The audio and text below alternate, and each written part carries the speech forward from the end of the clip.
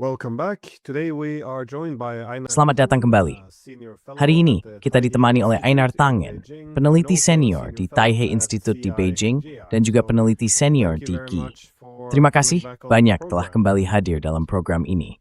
We see Kita melihat bahwa that, tahun 2025 has telah been menjadi tahun yang quite cukup a penuh eventful peristiwa year, dalam membentuk urusan shaping internasional. international Dan affairs. sebagian besar perhatian, And, tentu much saja, of the focus tertuju pada has, of Amerika course, been on Serikat the yang sedang US menyesuaikan adjusting to diri this new dengan distribusi multipolar kekuasaan distribution of multipolar power, yang baru, terutama dengan with the kembalinya return of Trump Trump 2.0. 2.0. Kita juga Of melihat course, we kebijakan also Uni have the Eropa views yang irasional dan merusak diri sendiri, serta perang di Ukraina yang tentu saja masih menjadi berita utama belakangan ini. On top of the headlines, Russia's pivot to the east, Peralihan Rusia ke timur, serta kebangkitan dan kemandirian Rusia dan Tiongkok yang terus berlanjut di tengah perang ekonomi dengan Amerika Serikat, menunjukkan bahwa mereka semakin percaya diri dan tegas. Namun, kita melihat perhatian yang lebih sedikit diberikan kepada salah satu kekuatan besar, yaitu India. Dan tahun 2025 bisa dibilang telah menjadi tahun yang cukup penuh peristiwa bagi India, karena negara itu berada di bawah tekanan besar untuk menentukan jalannya di dunia baru ini. Sekarang, bagaimana seseorang mendefinisikannya? Apakah sebagai dunia multipolar, pasca barat, hukum internasional yang mulai runtuh, atau keterpaksaan untuk memilih aliansi? Saya tidak yakin bagaimana seharusnya kita mendefinisikan tahun 2025. Tapi, bagaimana Anda menilai tahun ini bagi India? This year for India. Well, it was not a good year. Ya, itu bukan tahun yang baik. India memulai tahun sebelum Donald Trump dilantik dengan asumsi bahwa negara itu akan terus menjadi semacam poros kebijakan AS yang bertujuan menahan Tiongkok. Mereka melihat diri mereka sebagai pihak yang berada di antara berbagai kekuatan.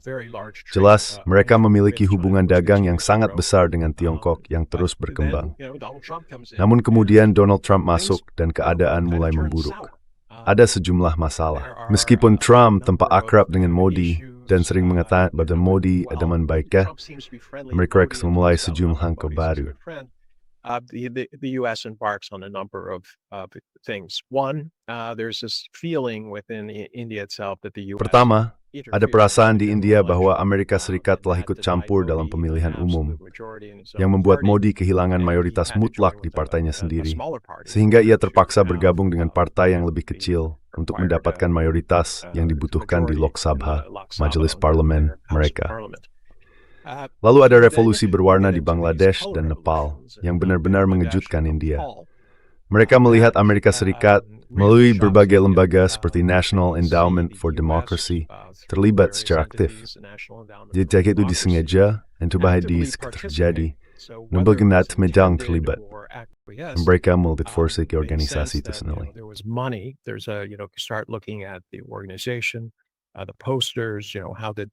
Poster-poster itu.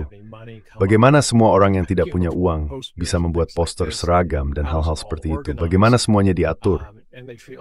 Mereka mulai merasa ada kolusi, bahwa ada jejak tangan Amerika Serikat di mana-mana. Lalu ada tarif perdagangan 50% terhadap India, yang benar-benar mengejutkan mereka. Mereka tidak memahami Amerika Serikat. Donald Trump berkata, "Oh, ini soal kalian membeli minyak Rusia." Dan selama periode ini, orang juga merintaki matakan yang courageous sangat buruk tentang India. Mudringai bertanggung jawab atas perang pupu. Mendai Nargis Rusia. That they're funding Russia. Well, from India's point of view, they were asked. Nah, dari sudut pandang India, mereka diminta oleh Amerika Serikat dan pemerintahan Biden untuk terus membeli minyak Rusia, karena kalau tidak, harga akan naik tajam dalam waktu singkat. Jika pasokan energi sebesar itu dihilangkan, satu-satunya hal yang tersisa antara permintaan dan penawaran adalah kenaikan harga. Jadi tentu saja India mendapat keuntungan dari situasi ini. Namun, semua itu terjadi di bawah pengawasan Washington. Lalu muncul sheriff baru di kota, di bawah Donald Trump, dan semuanya berubah.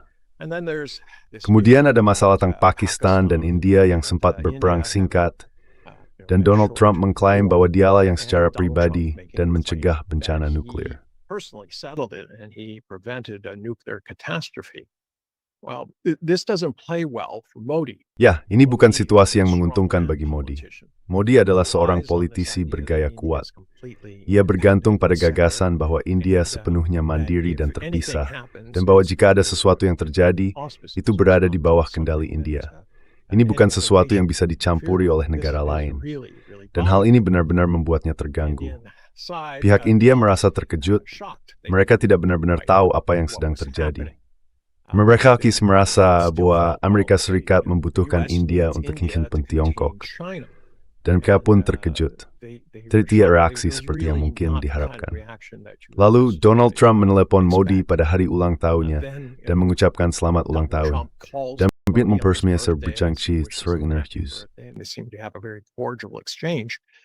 The very next day, Donald Trump tells Europe that they need. Keesokan harinya, Donald Trump mengatakan kepada Eropa bahwa mereka perlu memberlakukan tarif 100% terhadap India karena situasi minyak Rusia.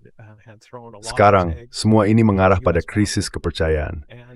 India telah menaruh banyak harapan pada Amerika Serikat, dan kini mereka berada dalam situasi di mana mereka berkata, "Ya, kita harus menarik diri." Mereka sangat lambat untuk bertindak banyak.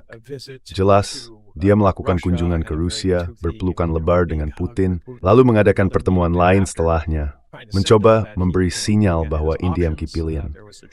Ada perjalanan bukan ke Busan, tapi ke Tiongkok, di mana dia bertemu dengan Xi dan Putin.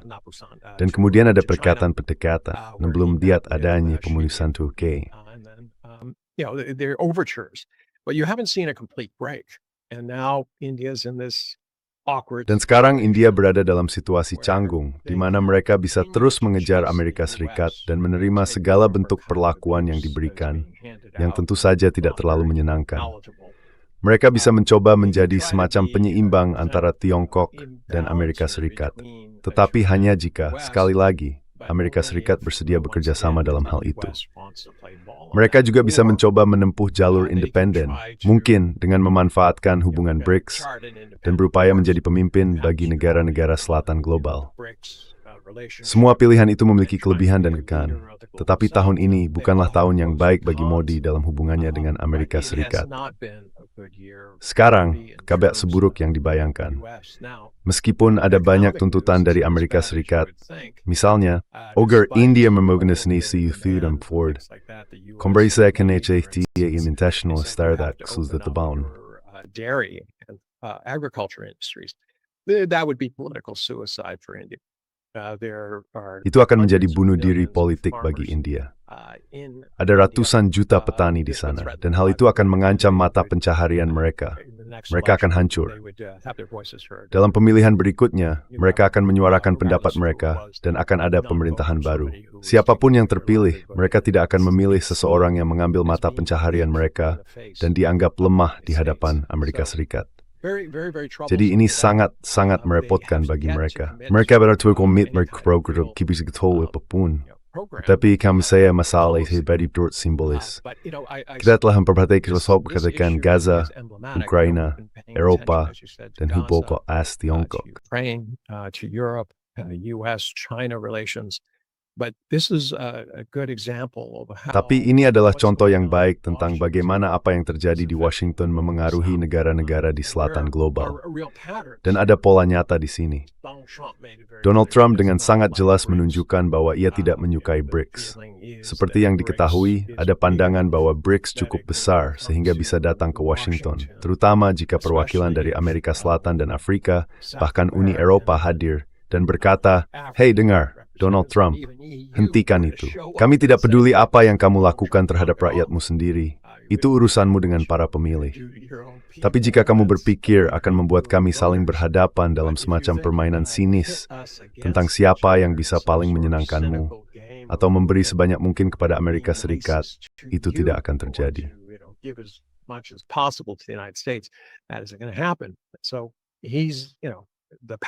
Jadi pola ini jelas.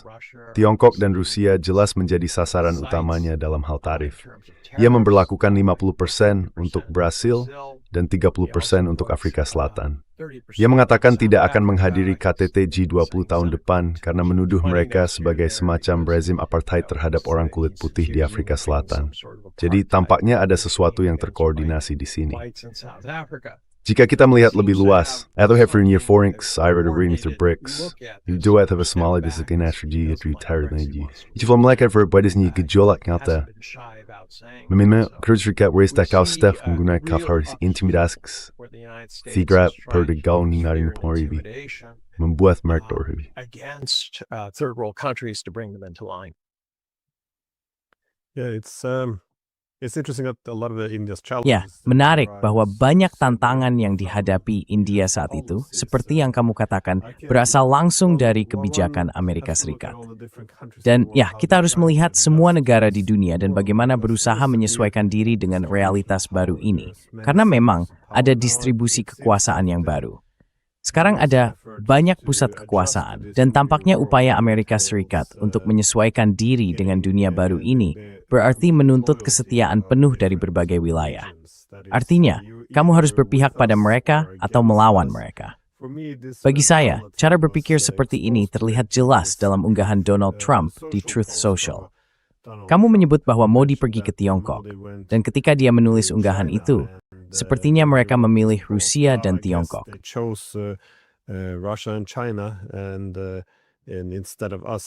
Dan alih-alih kita, ya, saya harap mereka akan bahagia. Ini adalah semacam pola pikir, di mana dia sebenarnya tidak menerima, atau bahkan menyadari bahwa India memandang situasi ini bukan sebagai perang dingin. Bahwa tidak hanya ada dua pusat kekuasaan. India ingin menjadi kutub kekuatan yang mandiri, yang berarti harus bersikap non-blok. India ingin berhubungan dengan semua pihak. Namun pada awalnya, tampaknya Amerika memiliki mitra yang baik dalam diri India. Jika India menerima premis dasar itu, bahwa ia ingin berhubungan dengan semua pihak. Karena India tidak ingin melihat Tiongkok menjadi terlalu kuat. Namun demikian, tetap ingin bekerja sama dengan Tiongkok dalam BRICS, dan ingin membangun hubungan ekonomi serta politik yang lebih erat dengan Rusia.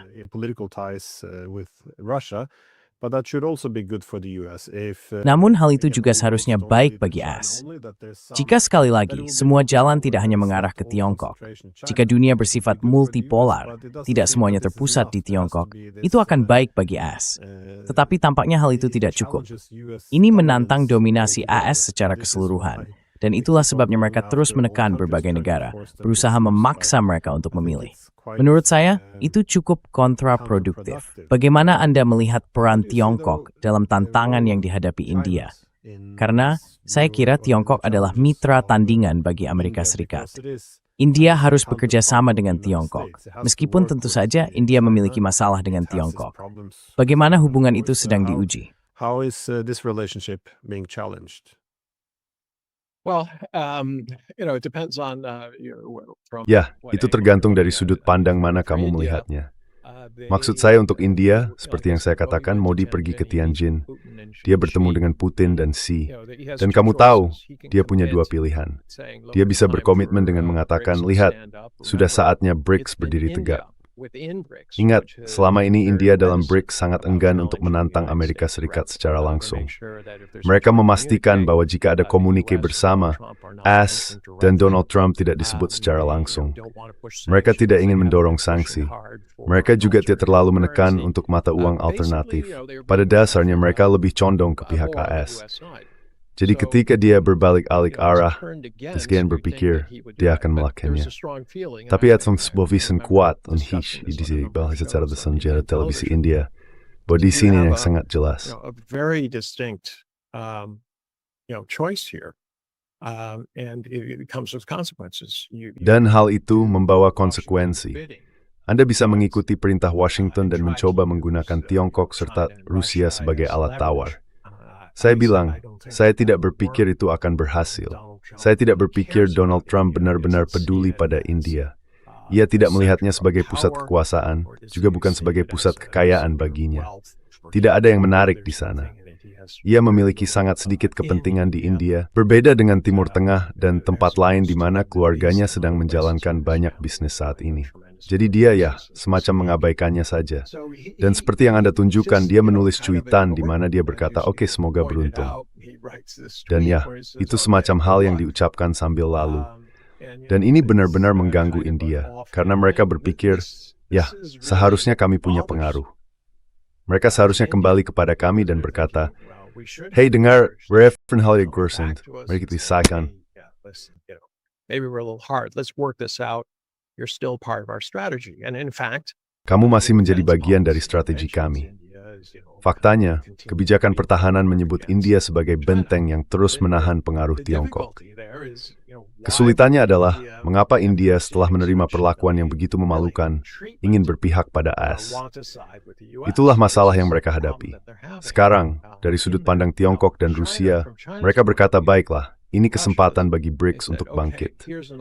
Karena jika India yang selama ini berada di pinggiran dan berkata, oh, jangan bertindak terlalu gegabah, tiba-tiba ikut bergabung dan melihat perlakuan yang diterima Afrika Selatan dan Brasil, maka tiba-tiba bisa muncul kesepakatan bahwa sudah waktunya untuk bertindak tegas. Sudah waktunya untuk mengatakan kepada Washington, kalian tidak mau bekerja sama dengan kami, maka kami juga tidak akan bekerja sama dengan kalian. You don't want to play with us, then we're not going to play with you. Remember, BRICS as a whole is Ingat, much larger. BRICS secara keseluruhan jauh lebih besar daripada Amerika Serikat. Dan Amerika Serikat memiliki banyak kepentingan bisnis, banyak perdagangan yang berlangsung. AS masih merupakan pengekspor terbesar kedua di dunia. Jadi dari sudut pandang itu, mereka akan memiliki banyak kekuatan terhadap Donald Trump. Dan inilah yang ia takuti. Ia tidak ingin ada kelompok apapun yang muncul dan menantangnya. Karena itu, ia mendorong pendekatan pecah belah dan kuasai di satu sisi. Kita melihat upaya di negara-negara STAN, di mana ia mencoba menggambarkan rencana pembangunan jalur kereta yang akan menghubungkan Iran dan Azerbaijan. Hal-hal seperti itu, seolah-olah hal itu mungkin dilakukan. Ia juga berada di Pakistan membicarakan investasi minyak Amerika di wilayah paling bermasalah di Pakistan, yaitu Balochistan, yang juga merupakan daerah yang mengarah ke pelabuhan Gwadar.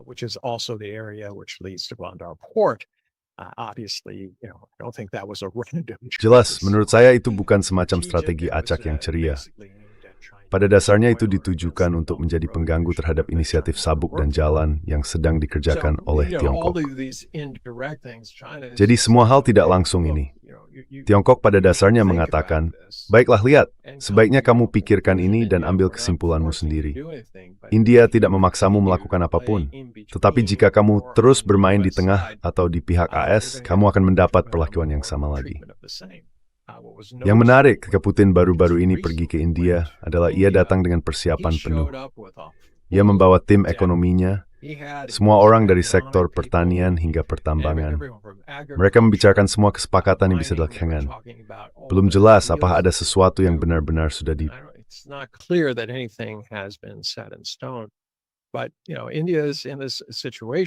Namun, India berada dalam situasi di mana ia harus segera mengambil keputusan. Saya tidak berpikir mereka punya waktu 3 tahun untuk menunggu. Seperti yang saya katakan, ekonomi mereka tahun ini sebenarnya cukup baik. Mereka berhasil mengekspor meskipun ada berbagai tarif dan ketidakpastian. Mereka juga menarik beberapa investasi langsung dan hal-hal semacam itu, karena banyak pihak berusaha mencari peluang yang lebih dapat diprediksi dibanding mungkin Amerika Serikat. Jadi China saat ini berada dalam posisi menunggu dan melihat. Namun di sisi lain ada hal-hal yang mengganggu. China telah beberapa kali menekan terkait orang-orang yang ditahan. Mereka yang membuat sindiran atau memiliki akta kelahiran dari wilayah India yang dikuasai India, tetapi diklaim oleh China. Dan hal ini telah menjadi berita utama di India.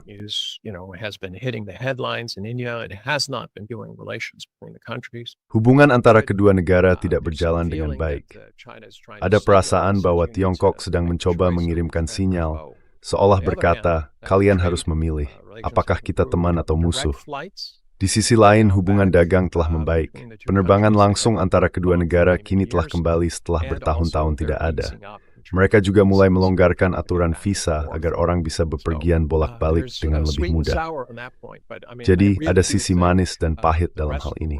Namun saya benar-benar berpikir bahwa seluruh dunia, terutama negara-negara di selatan global, sedang menunggu saat ketika India merasa cukup dengan penghinaan dan memutuskan untuk negara-negara sehaluan yang tidak ingin berada di bawah kekuasaan otoriter lain seperti Amerika Serikat.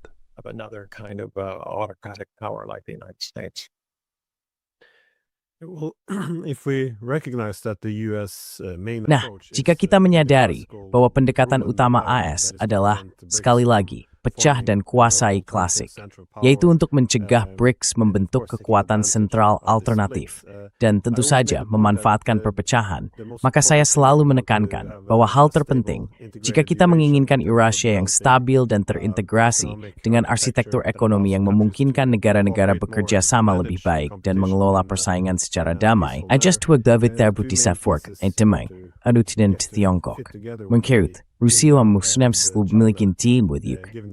Tapi, menurutmu, apa beda dengan Tiongkok? But what is it that you think China can do? Because you mentioned they're standing by and Karena Anda menyebutkan bahwa mereka sedang menunggu dan mengamati bagaimana situasi ini berkembang. Tapi juga tentu saja, Tiongkok bisa dikatakan bahwa negara itu mengalami tahun yang baik dalam hal menunjukkan ketahanan terhadap tekanan Amerika Serikat dan tetap tumbuh. Kekhawatiran di India tentu saja adalah bahwa kesenjangan kekuatan antara Tiongkok dan India akan menjadi terlalu besar. Saya juga pernah ikut beberapa program debat di televisi India, dan Anda tahu, biasanya diskusinya sangat rasional dan masuk akal, kecuali ketika topiknya misalnya Taiwan. Saat itu saya perhatikan mereka semua melihatnya melalui kacamata konflik teritorial, dan tampaknya mereka semua berubah menjadi cukup bermusuhan.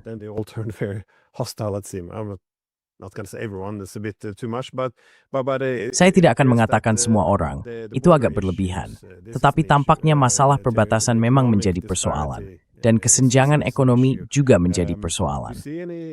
Apakah Anda melihat ada inisiatif dari pihak India untuk mencoba mengurangi sebagian dari hal ini atau mencari solusi? Karena ini bisa menjadi masa penuh peluang ketika kekuatan hegemon terlalu menekan untuk mendapatkan kesetiaan. Saat itulah, solusi multipolar benar-benar dapat membuka jalan bagi negara-negara seperti India yang tidak ingin bersikap anti-Amerika, tetapi juga tidak ingin berada di bawah kendali hegemonik. Apakah Anda melihat ada inisiatif dari pihak Tiongkok? But do you see any initiatives there on the Chinese side? Dari pihak Tiongkok, mereka terus membicarakan perdagangan dan berusaha mencari cara agar bisa membeli lebih banyak dari India. Masalahnya, India tidak memiliki banyak hal yang bisa ditawarkan kepada Tiongkok. Maksud saya, Tiongkok adalah pabrik dunia. Mereka memproduksi dengan sangat efisien, dan bisnis mereka beroperasi dengan margin yang jauh lebih rendah dibandingkan bisnis di Barat, atau hampir dimanapun di dunia. Maksud saya, mereka bisa menerima tingkat pengembalian investasi hanya 2 atau 3%. Itu sangat-sangat rendah. Di Amerika Serikat, jika Anda tidak menunjukkan pengembalian 8%, Anda tidak akan bisa mendapatkan pembiayaan baik dari pihak swasta maupun bank. Mungkin mereka bisa menurunkannya menjadi 7%. Tetapi jika Anda berkata, oh lihat, bisnis saya hanya akan menghasilkan 2%, lupakan saja.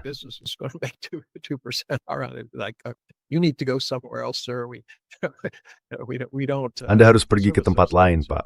Kami tidak melayani jenis bisnis seperti itu. Jadi China berada dalam posisi yang tidak mudah disaingi, dan India harus menemukan cara untuk melakukannya. China bersedia membeli, tetapi bukan pemerintah yang akan membeli dari India, melainkan para konsumen. China memiliki pasar konsumen yang sangat besar, tetapi Anda harus menyesuaikan diri dengannya. Anda tidak bisa hanya berkata, ini sesuatu dari India, belilah. Jadi ada banyak pekerjaan yang harus dilakukan di sana. Ada kekhawatiran nyata di India, dan itu bisa dimengerti tentang pengaruh regional. Mereka melihat perdagangan China dengan, katakanlah, lebih dari 190 negara yang menjadi bagian dari BRI, dan banyak di antaranya memiliki hubungan dagang utama dengan China. Dan itu sangat sulit untuk disaingi.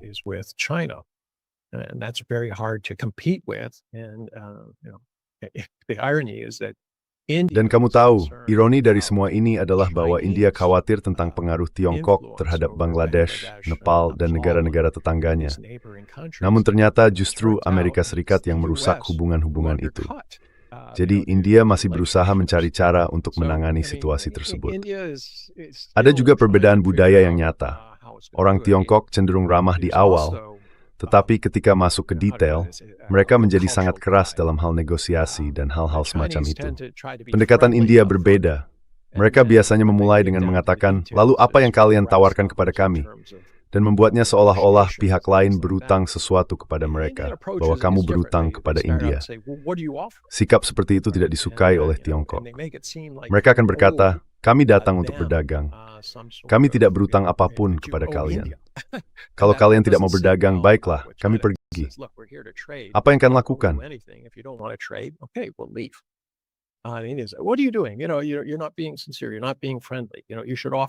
Kamu tidak tulus, kamu tidak bersikap ramah, kamu seharusnya menawarkan sesuatu.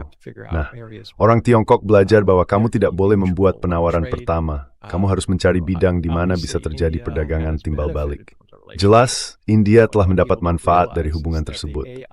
Yang tidak disadari banyak orang adalah bahwa AIIB, Asian Infrastructure Investment Bank, yang berlokasi di Beijing, memiliki anggota dari berbagai negara.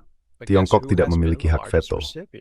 Tapi coba tebak siapa penerima pinjaman terbesar dari AIIB, baik dari jumlah maupun total nilainya? India.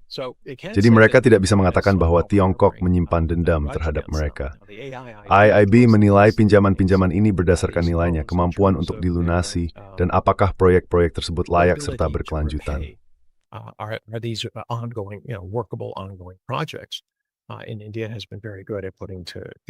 Dan India sangat baik dalam menyusun proyek yang menunjukkan kelayakan, sehingga mereka mendapatkan pinjaman.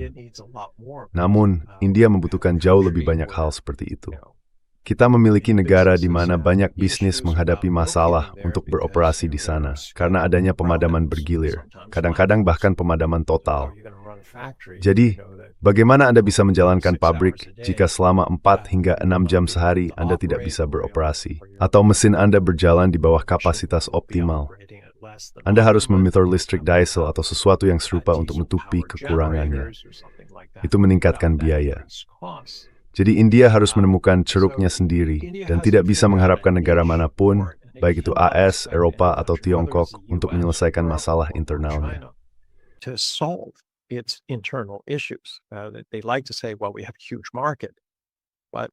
Mereka suka berkata, ya, kami punya pasar yang besar, tapi sebagian besar dari pasar itu sangat miskin. Mereka lebih memikirkan kebutuhan pokok, bukan isu ekonomi pilihan, produk, layanan, dan hal-hal semacam itu. Tiongkok di sisi lain lebih berfokus pada nilai tambah. Ketika mulai membicarakan kebutuhan pokok itu tentang makanan, benih, pupuk, hal-hal dasar yang benar-benar bisa dilakukan. India memiliki jumlah lulusan STEM yang luar biasa banyak, orang-orang yang merupakan insinyur hebat. Dulu dan masih sampai sekarang, mereka menjadi semacam bengkel besar bagi perusahaan teknologi, mengerjakan segala hal mulai dari SDM hingga pengkodian, meskipun pengkodian mulai berkurang. Masih ada bidang lain yang membutuhkan orang cerdas untuk menyelesaikan pekerjaan, dan mereka bisa melakukannya, tetapi mereka harus melangkah lebih jauh dari itu. Itu semacam seperti bahan mentah.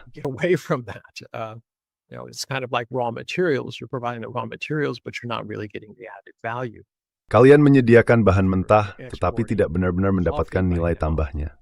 Jika kalian mengekspor kopi sekarang, harga kopi naik, tapi tahu tidak, para petani justru yang mendapat tekanan. Harga yang mereka terima malah turun. Hal yang sama terjadi di India. Ada tekanan terhadap upah dan hal-hal semacam itu. Mereka tidak mendapatkan lebih banyak bisnis. Dan bisnis yang ada, karena ketatnya ekonomi dunia, harganya justru turun. Upah tidak naik secara drastis, kecuali di beberapa bidang. Jadi India harus menyelesaikan hal ini sendiri. Ini bukan sesuatu yang diperbaiki oleh lain. Saya pikir India, dengan populasi mudanya dan lembaga-lembaga pendidikannya, memiliki potensi untuk banyak mengembangkan produknya sendiri.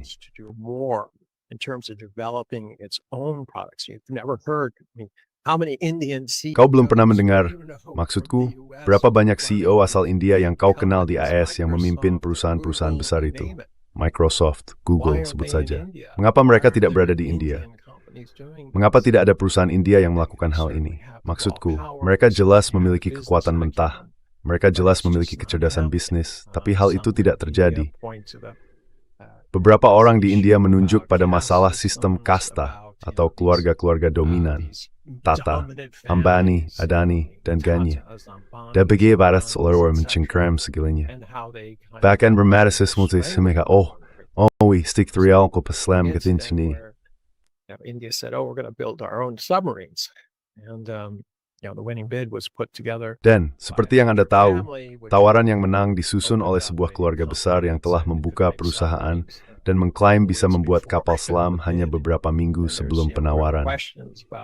Ada pertanyaan serius tentang apakah ini merupakan bentuk kapitalisme kroni dan hal-hal semacam itu. Jadi, ada masalah internal yang harus diatasi oleh India, dan negara itu harus memiliki strateginya sendiri. China tidak memberitahu apa yang harus dilakukan. Konsumen tersedia membeli apa saja, tapi jika hubungan antara kedua negara memburuk, Anda lihat konsumen Tiongkok berbalik menentangnya, seperti contoh dengan Jepang. Sehingga demikian Tosadef ambil rasa jegofi terhadap Jepang setelah Pedrik Memar Perdana Menteri. Statements by the Prime Minister. Things. But, if you step back, this is all. Tapi jika kita melihat lebih luas, semua ini sebenarnya sangat sesuai dengan strategi Donald Trump, yang seperti kamu sebutkan, berfokus pada taktik pecah belah dan kuasai. Ia terus mendorong gagasan semacam, saya akan ambil semuanya dari Greenland sampai Argentina. Itu milik saya, semacam tindakan yang diperluas. Saya lupa namanya. Itu dinamai berdasarkan seorang presiden yang pada dasarnya berkata, lihat, Amerika Selatan milik kita, dan jika ada yang ke sana, itu dianggap tindakan perang. Sekarang mereka memperluas hal itu ke doktrin Monroe dan pembicaraan tentang Monroe. Ironisnya, menurut saya, hal itu sebenarnya berada jauh di bawah, sekitar urutan ke-30, ke-40, atau ke-50 dalam pidato State of the Union Monroe. Itu hanya semacam kalimat tambahan. Oh ya Eropa, jangan ikut campur di Amerika Selatan.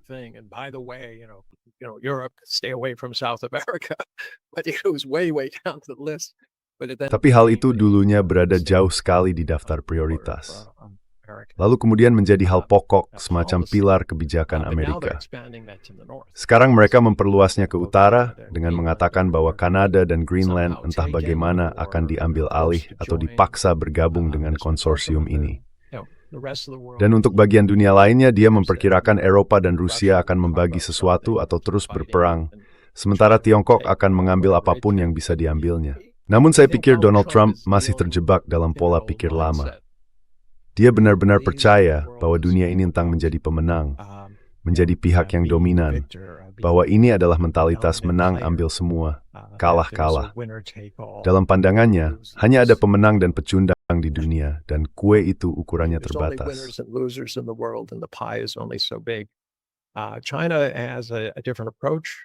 Tiongkok memiliki pendekatan yang berbeda, seperti yang telah mereka dorong selama ini. Mereka mengatakan bahwa keamanan, pembangunan, tata kelola global, dan juga inisiatif peradaban ini adalah hal-hal yang ingin mereka gunakan untuk menggantikan ideologi, alih-alih memberitahu negara lain apa yang seharusnya mereka lakukan. Dalam hal ideologi, mereka hanya mengatakan, inilah yang kami inginkan. Keamanan, pembangunan, saling menghormati, dan cara menyelesaikan perbedaan melalui dialog, bukan dengan tank. Jadi begitulah cara dunia dipandang dari sudut pandang Tiongkok. Setidaknya itulah yang mereka katakan selama 12 tahun terakhir, sejak dimulainya inisiatif Sabuk dan Jalan.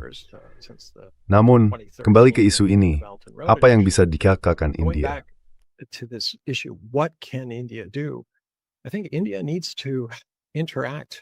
Saya pikir India perlu berinteraksi lebih banyak dengan negara-negara di Global South, khususnya BRICS, dan juga dengan SCO, yaitu Organisasi Kerjasama Shanghai, yang juga menjunjung prinsip-prinsip keamanan internal.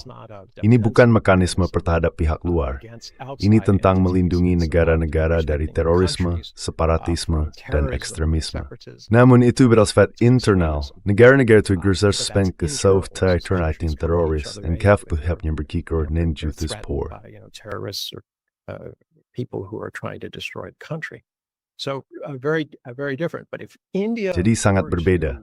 Namun jika India menandatanganinya bersama BRICS, bersama para anggota BRICS lainnya, dan semuanya bersatu, hal itu bisa berdampak besar.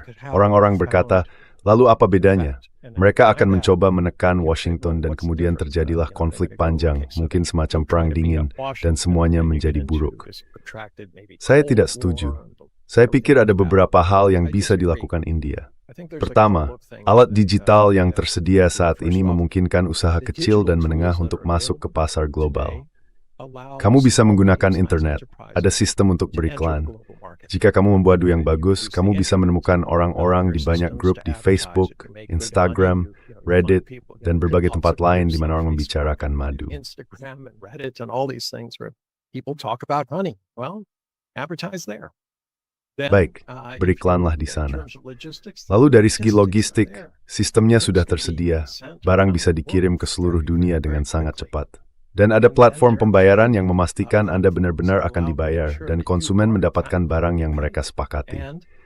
Jadi di situ India, yang seperti Anda tahu, memiliki beberapa konsorsium keluarga besar, tetapi sebagian besar bisnis kecil, benar-benar memiliki peluang. Dan yang kedua, dengan bekerja sama dengan BRICS, saya pasti bisa menyatukan negara-negara di selatan global dan berkata, lihat, sudah saatnya mengubah kutukan sumber daya menjadi sumber daya yang bermanfaat. Dan maksud saya dengan itu adalah menyatukan kekuatan-kekuatan ini, dan saya sudah membicarakan hal ini belumnya di program ini, menyatukan kekuatan-kekuatan tersebut.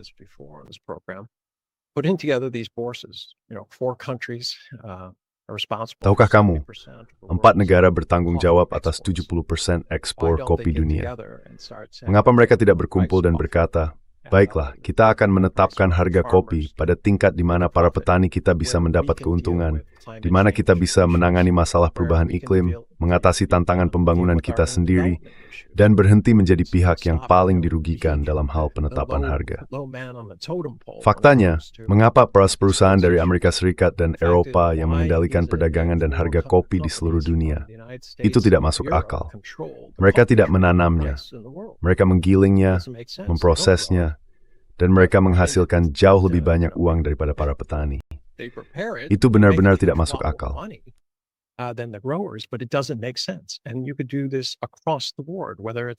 Dan hal ini bisa diterapkan secara menyeluruh, baik itu untuk hal-hal lain seperti kayu manis, atau ketika membicarakan biji besi. Jika negara-negara ini bersatu untuk membentuk bursa mereka sendiri, seperti yang dilakukan OPEC dengan minyak, hal itu bisa membawa perubahan besar, terutama bagi negara-negara di selatan global. Maksud saya, kamu sudah melihatnya. Saya yakin kamu terkejut dengan apa yang terjadi di COP30. Maksud saya tidak ada apa-apa. Itu adalah sinyal bagi seluruh dunia bahwa bantuan tidak akan datang. Janji kosong tidak menciptakan inisiatif perubahan iklim. Dan tidak akan ada yang datang dari negara-negara, terutama negara besar, yang pertumbuhannya lebih hebat negara-negara berkembang.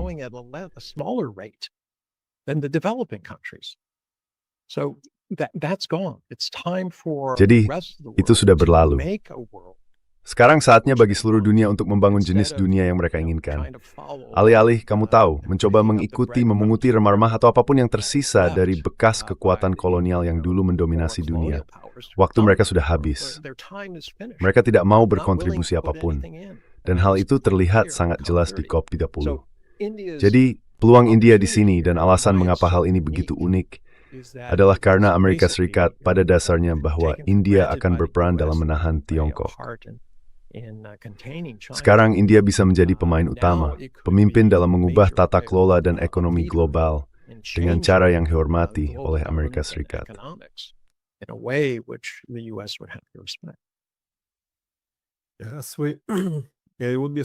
Ya, akan menjadi waktu yang aneh bagi India untuk terlalu menundukkan diri kepada Amerika Serikat. Mengingat kita sekarang memasuki apa yang sering disebut sebagai dunia pasca Barat. Bukan berarti Barat tidak akan ada, tetapi Barat tidak lagi menjadi satu-satunya pihak yang menggerakkan bidak di papan catur. Sekarang akan ada kekuatan besar lainnya juga. Jadi pada saat ini, tentu akan terasa aneh jika India mulai menundukkan diri dan menaruh semua harapannya pada Amerika Serikat. Seperti yang Anda sebutkan, dalam bidang ekonomi pun, tampaknya pengaturan ekonomi ini merupakan perpanjangan dari era kolonial. di mana lapisan teratas rantai nilai global, tempat sebagian besar uang dihasilkan, terkonsentrasi di barat, sementara selatan global terus menangani kegiatan ekonomi yang kurang menguntungkan. Less profitable economic activities. I did think though about Namun, saya memang memikirkan soal perbatasan. Karena bagi Rusia, mereka telah mengambil keputusan lebih dari 20 tahun yang lalu. Kita melihat pada awal tahun 2000-an bahwa mereka memandang Tiongkok dan menyadari bahwa Tiongkok semakin kuat dari hari ke hari. Yang berarti, hubungan mereka akan berubah dan ada dua jalan yang bisa diambil. Mereka bisa menautkan diri pada kereta Tiongkok dan memperbaiki hubungan, serta tumbuh bersama secara damai. Establish mencuri taras bertingkiljo. Namun Rusia menempatkan time predibabishes mean small tas stig benengtak trembitovat, mens be berdemlet. which were deeply problematic. This could fuel Hal ini bisa memicu persaingan. Bisa jadi rasional dalam konteks kepentingan ekonomi yang saling bersaing, atau bisa juga sepenuhnya irasional dalam bentuk meningkatnya sentimen nasionalis yang membuat hubungan bersahabat menjadi mustahil. Selain itu, hal ini tentu bisa dimanfaatkan oleh pihak ketiga, seperti yang terlihat saat ini. Jika Anda berada di Amerika Serikat, Anda tidak ingin melihat Tiongkok dan Rusia menjadi terlalu dekat. You memerap many sangkitai singkul with forces or tidak kemaid for. Insta sem fiver na selvo mungkin. Kena dengan beriu, ais demi impukitsin hili di bawah pengaruh AS. Now, tuth bulk, itangko rad kenumon. The Chinese could be contained. So what the Russians did over 20 years ago. Jadi, apa yang dilakukan Rusia lebih dari 20 tahun lalu adalah mulai menyelesaikan semua masalah ini. Kesepakatan terakhir terjadi pada tahun 2008, ketika mereka pada dasarnya menuntaskan semua perjanjian. Kesepakatan itu melibatkan Rusia yang benar-benar menyerahkan banyak wilayah kepada Tiongkok, yang sebelumnya dipersengketakan. Dan secara adil, jika melihat sejarah, Rusia telah mengambil sebagian besar wilayah Tiongkok. Jadi, bisa dibilang sekarang sudah seimbang, dan itu cukup adil. Namun pada dasarnya, melihat situasinya dan berkata, besok, Tiongkok akan menjadi lebih kuat daripada hari ini. Jadi lebih baik membuat kesepakatan sekarang pada nanti. Dan mereka melakukannya.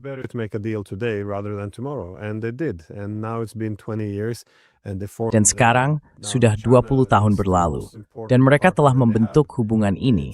Sekarang Tiongkok menjadi mitra terpenting yang mereka miliki. Hubungannya sangat baik.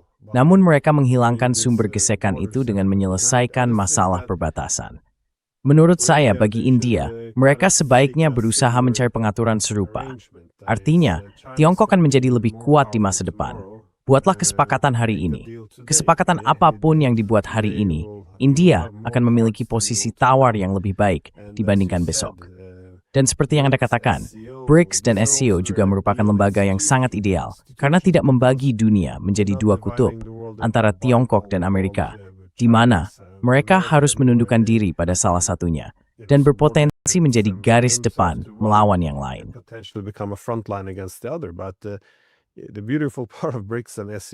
Bagian yang menarik dari BRICS dan SCO adalah bahwa semua kekuatan besar ini berkumpul bersama.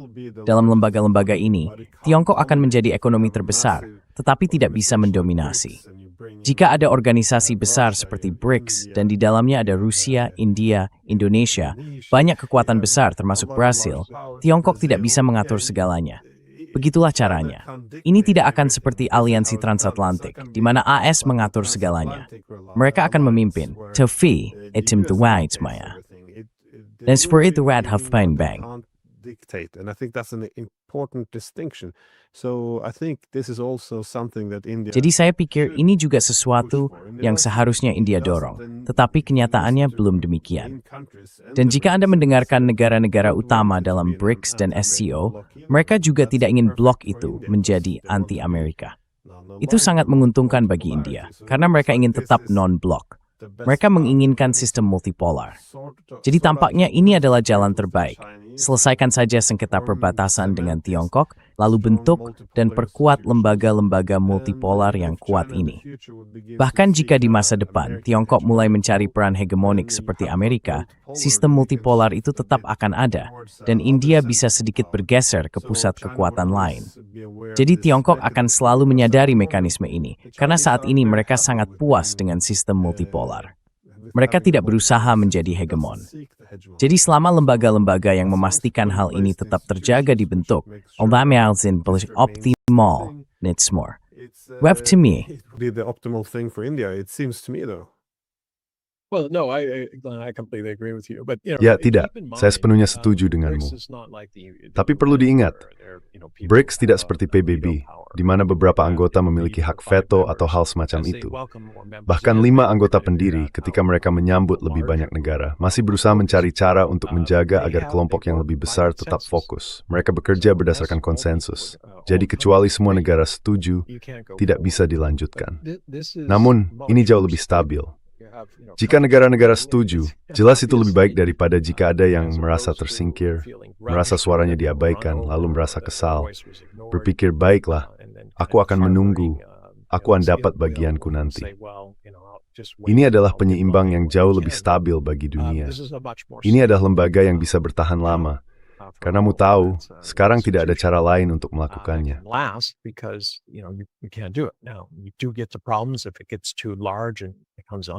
Kamu memang akan menghadapi masalah jika sesuatu menjadi terlalu besar dan sulit dikendalikan PBB. Namun idenya adalah merancang sesuatu yang lebih baik. Dalam hal isu perbatasan, India terjebak dalam perangkap yang dibuatnya sendiri. Dari sudut pandang retorika, India tampak unggul. Jika kamu mendengarkan televisi atau radio India, mereka selalu membicarakan betapa India adalah yang terbaik. Bagaimana pria India lebih unggul dari pria Tiongkok, karena ia bisa berpikir, ada kebebasan berbicara, ada pemilu, dan sebagainya. Menurut saya, dalam banyak kasus itu bersifat pasif-agresif. Ada perasaan nyata bahwa Tiongkok, meskipun memiliki sistem yang salah, berhasil jauh lebih baik daripada India. Saya sudah lama memikirkannya, tapi tampaknya ada perasaan bahwa India harus menerima sesuatu agar mau mengalah.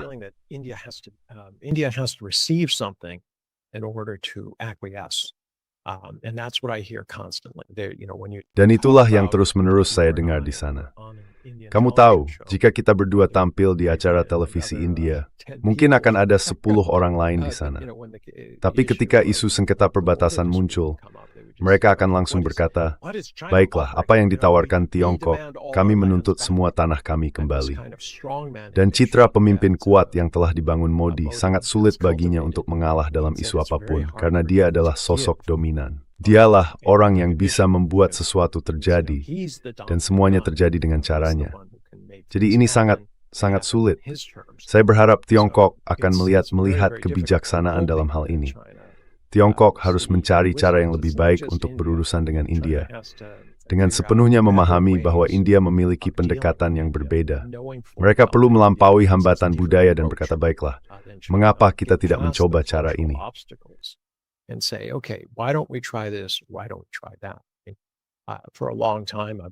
Mengapa kita tidak mencoba itu? Sudah lama saya percaya bahwa wilayah yang dipersengketakan, alih-alih dikatakan milik India atau Tiongkok, bisa dikelola seperti yang dilakukan di tempat antara Prancis dan Spanyol, yaitu kerajaan kecil Andorra. Pada dasarnya kedua negara sepakat untuk mengelolanya bersama. Tidak ada yang terjadi tanpa persetujuan pihak lain. Ini adalah situasi berbasis konsensus, tetapi perang bisa dihentikan. Tidak perlu ada polisi atau tentara di sana, karena wilayah itu dikelola bersama. Dan saya pikir peluang seperti itu mungkin terjadi antara India dan Tiongkok, misalnya. Baiklah. Ada wilayah yang belum ditandai, dan kita akan mengelolanya bersama, serta memastikan semua kambing bisa merumput dan pulang dengan aman.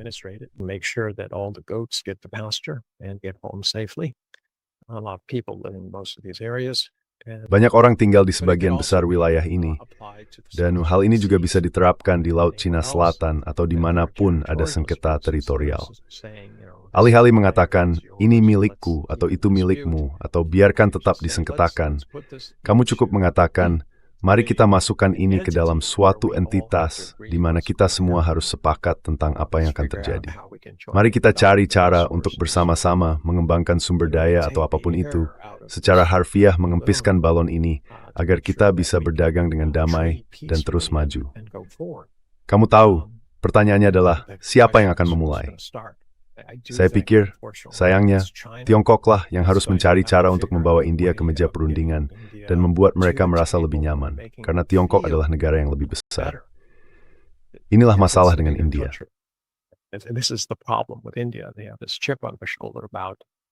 Mereka punya semacam rasa kesal terhadap Tiongkok. Jadi bagi Tiongkok, ini bukan soal menelan harga diri atau hal semacam itu. Ini soal kecerdikan. Bagaimana cara menciptakan situasi di mana kedua pihak bisa bertemu tanpa ada yang kehilangan muka. Nah, ini sesuatu yang sangat disadari oleh kedua pihak. Konsep muka ini sangat khas Asia. Tidak ada yang ingin kehilangan muka. Jadi dibuat seolah-olah Modi adalah pahlawan saat itu dan Xi Jinping ada di sana, tahu kan? Mengangkat tangan bersama dalam kemenangan dan sebagainya. Tapi mereka punya mekanisme agar kedua pihak merasa nyaman dengan apa yang terjadi. Setelah ketegangan itu mereda, saya pikir ada banyak kemungkinan. Seperti yang saya katakan, ini bukan hanya tentang apa yang terjadi di India. Ini tentang bagaimana India memainkan perannya di dunia.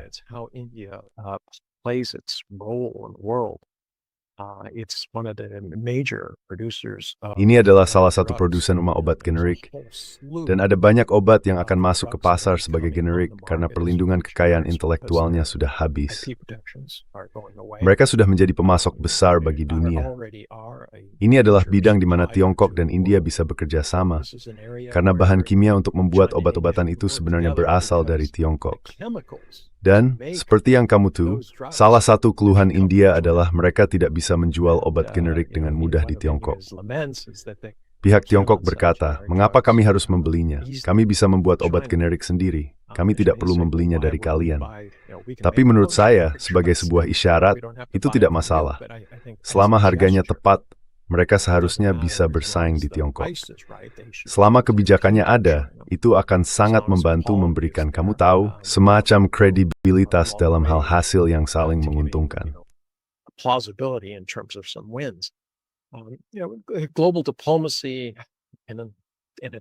Diplomasi global di era multipolaritas membutuhkan jauh lebih banyak pemahaman dan nuansa dibandingkan diplomasi kekuatan besar, di mana seseorang bisa saja langsung berkata, kalau kamu tidak melakukan ini, aku akan mengebom nuklir kamu.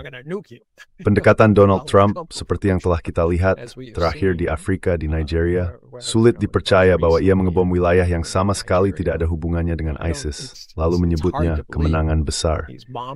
Itu murni intimidasi. Itu seperti mengatakan, aku melihatmu, dan aku menembak orang di belakangmu sebagai pelajaran untukmu. Orang itu sama sekali tidak ada hubungannya dengan perselisihan. Namun inilah jenis taktik bergaya mafia yang menurut Donald Trump efektif. Saya pikir Tiongkok harus menemukan alternatif yang lebih baik, dan mereka sudah melakukannya. Mereka telah menunjukkan efektivitasnya.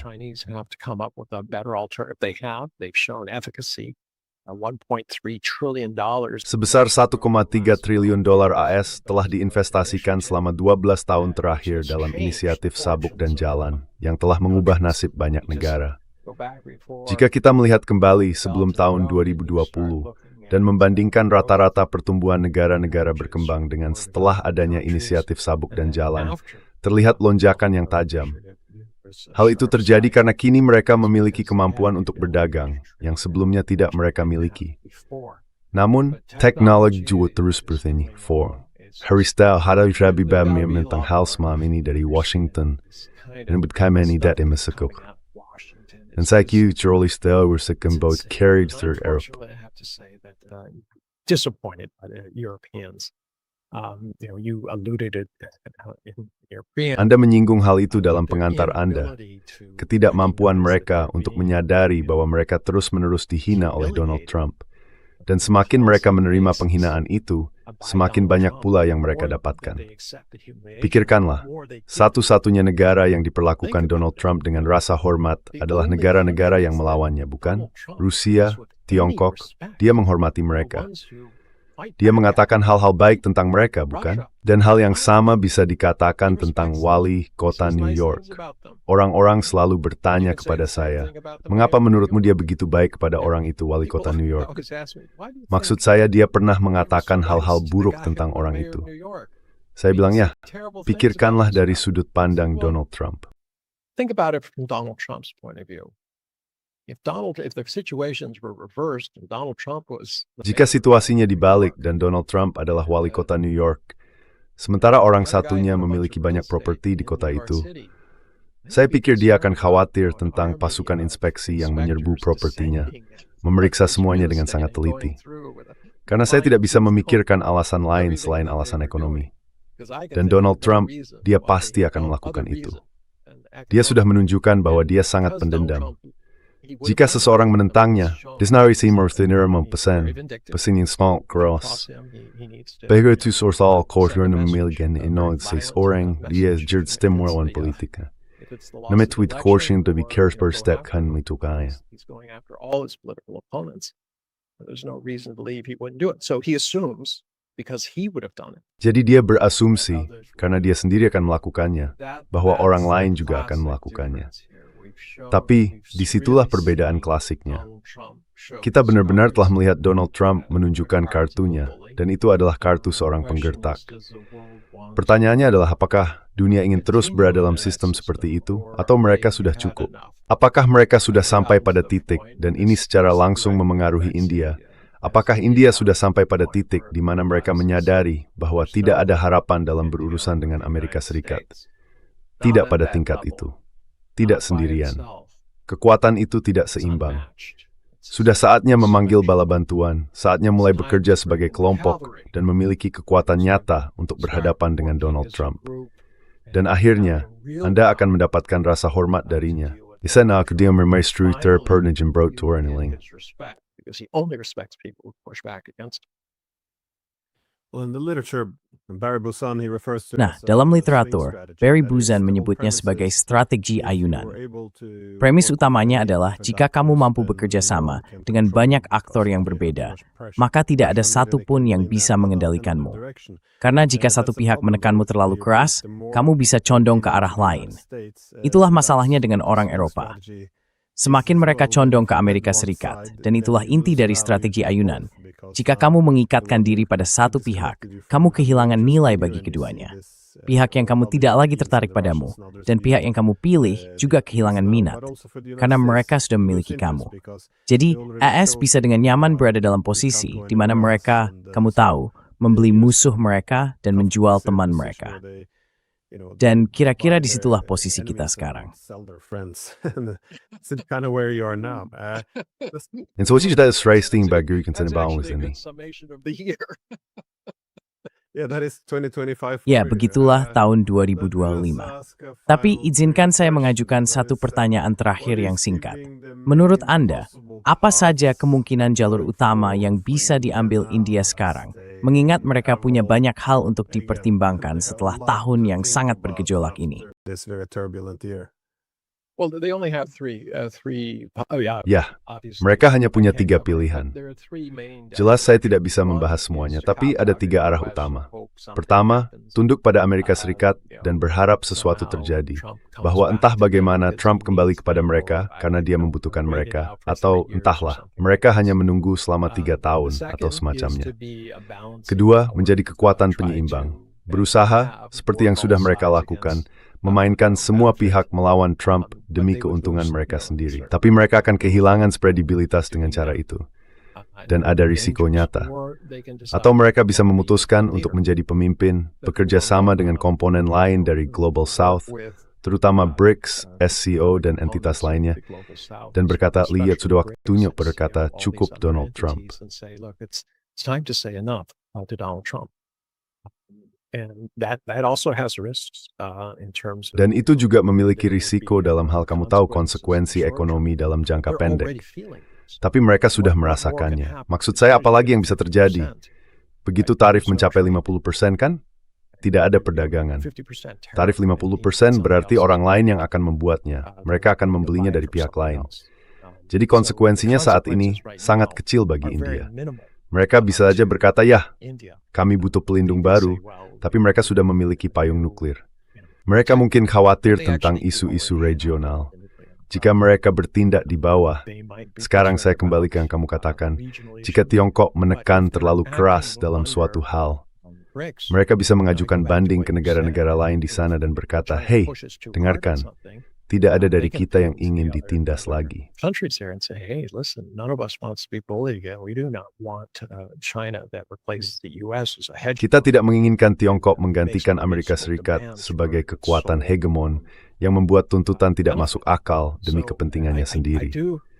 Jadi, saya memang berpikir India harus mengambil keputusan tahun ini atau tahun depan.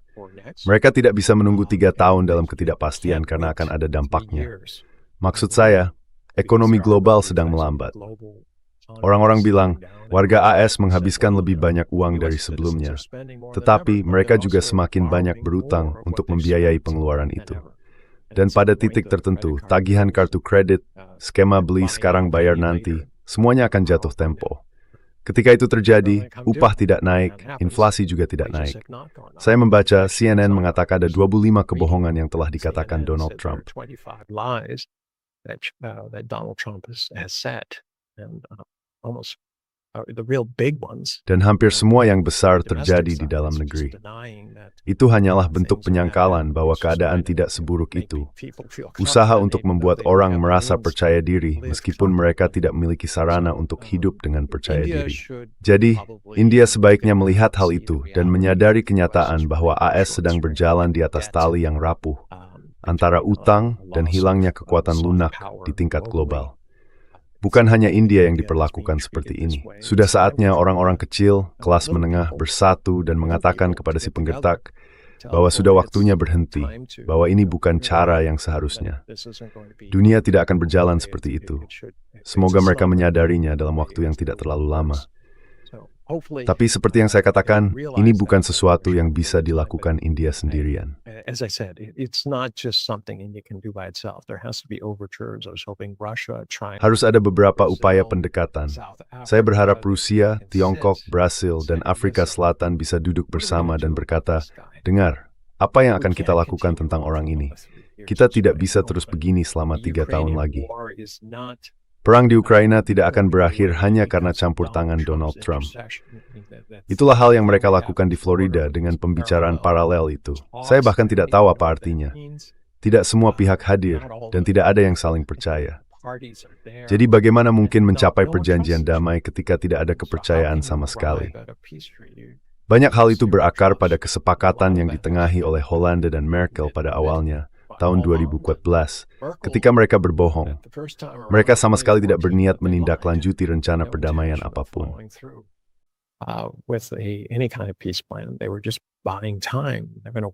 Mereka hanya sedang mengulur waktu, berpikir bahwa mereka akan menang di medan perang. Saat ini, Ukraina sedang kalah di medan perang. Perjanjian damai yang bisa mereka miliki pada tahun 2014, seandainya mereka memilikinya sekarang, perang itu mungkin sudah berakhir. Tapi mereka tidak memilikinya. Realitas di lapangan telah berubah. Namun Eropa berkata, "Oh, pinjaman senilai $900 miliar atau apapun sebutannya." Rasanya semuanya justru semakin memburuk. Oude semua sit ini. Het termi lalita. Wisro pangis managor negais. Met sebingit sebagai sath yudimba parmen. Mathan dorcas.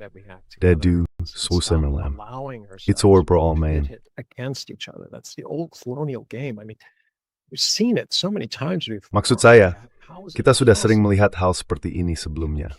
Bagaimana mungkin orang tidak bisa melihat sesuatu yang begitu jelas? Donald Trump tidak pernah bersikap halus dalam caranya bertindak. Dia seperti palu, paku, dan semua yang menyertainya. Selalu langsung di depan mata. Jadi semoga hal itu terjadi.